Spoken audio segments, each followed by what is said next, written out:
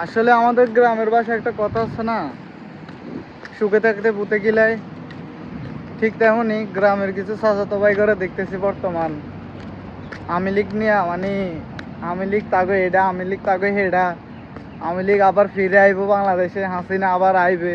মানে আমি বুঝি না ভাই, তোকে সুখে থাকতে ভূতে কিলাই নেই, কিল্লেখা শুধু শুধু এসব আওয়ামী লীগ নিয়ে পোস্ট করে মানুষের কাছে ফিরা ফাড়া খাস, আর এগুলা করার কি দরকার আমার বুঝে?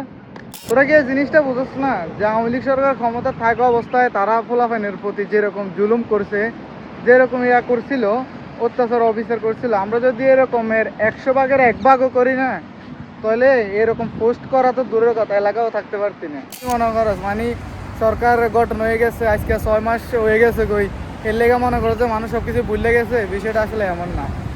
মানুষের প্রতি জুলুম করা এগুলো সব পই পই করে হিসাব করবো মানুষের, এত সহজে ছাড়ে দেবো না। জুলুমের শিকার যারা হয়েছে তাকেও এগুলো মনে আছে। মনে করো আমরা রাত্রে ঘরে ঘুমাইতে পারি না, বাইরে বাইরে ঘুমাইছি, এগুলো আমগো মনে আছে। আমরা এগুলোর প্রতিশোধ নেব ইনশাল্লাহ, আল্লাহ যদি কোনোদিন বাঁচায় রাখি। বুক ফুলায় ফুলাইয়া আওয়ামী লীগের পোস্ট করা এগুলো সব বাইরে হইব।